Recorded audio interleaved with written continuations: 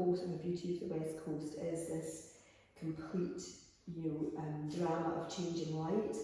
And it's a very interesting thing here, looking at your work, because it's almost like that thing of looking at the Harris tweed, where you see this incredible sort of saturation of colour, and you look at this and the colours are quite calming, even though the paintings are very, very sort of sumptuous and rich, and quite a sense of real passing of quite quick weather.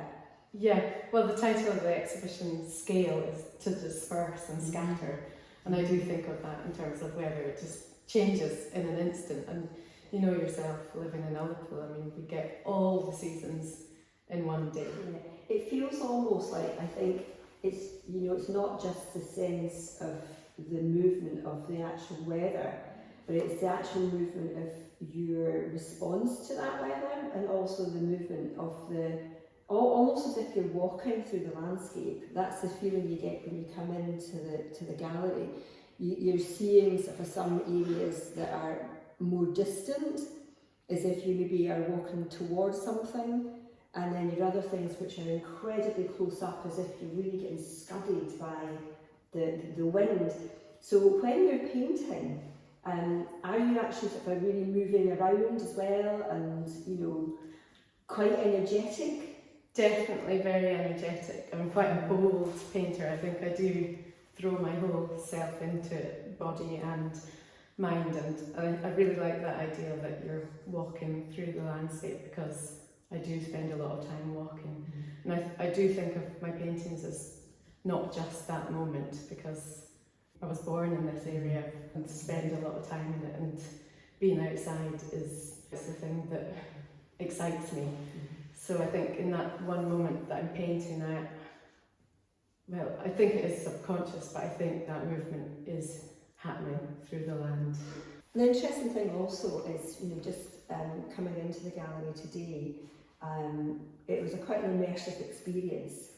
Coming from outside, from that sort of a feeling of weather, and a stormy summer's day, and then coming in and seeing the work. Also, your music was playing, and I knew I'm a musician. And I wonder if, that whole sense of rhythm and change within music feeds into your work. I'd like to think that's the case, definitely. I do think of them as one of the same things, and they certainly use this same part of the brain for me. It's really special if you can combine the two, and a lot of people have said that coming in it is really nice. You get all the senses working at the same time, and there's of course a lot of rhythm in music, and that is relatable to the land, the language, all of it. It's all intertwined, I think. This space is a really beautiful space, and I think it's quite interesting to see how the show has been hung. And these three big paintings really command this whole wall, and then there's much smaller, really small ones. And what I found was quite interesting is the power of the big ones are also contained in these tiny ones. The really tiny ones have got the same sense of sort of grandeur and space and energy. Yeah. And it's interesting, when you were working on them, were you working on the body as a whole, small and the large, or did you have a sort of a sense of proof? These big ones have really demanded a lot, and then you went to these little ones?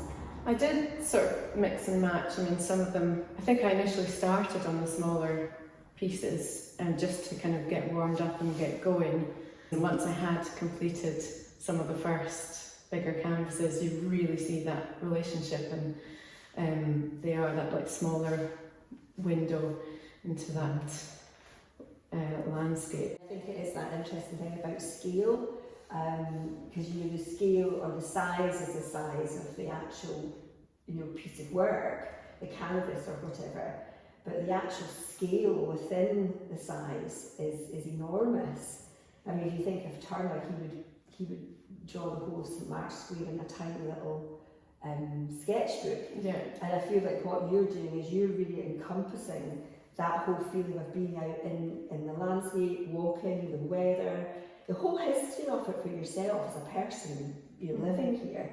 And just being able to, when you come up as a viewer, you do just get a completely immersive feeling of seeing the larger ones and just going into these very quiet little alcoves and seeing the smaller ones. It's great. Yeah, that's good. That's why I really think, as much as online is fantastic, I do think that coming into a space, it is the best way to really get that feeling, and that is difficult to portray in a photograph, I think. So get into galleries, go and visit Absolutely, absolutely. And so then, how long is it on for now, Myra? When do we? So the exhibition will come down on the 17th of July, so the 16th is the last day to see it.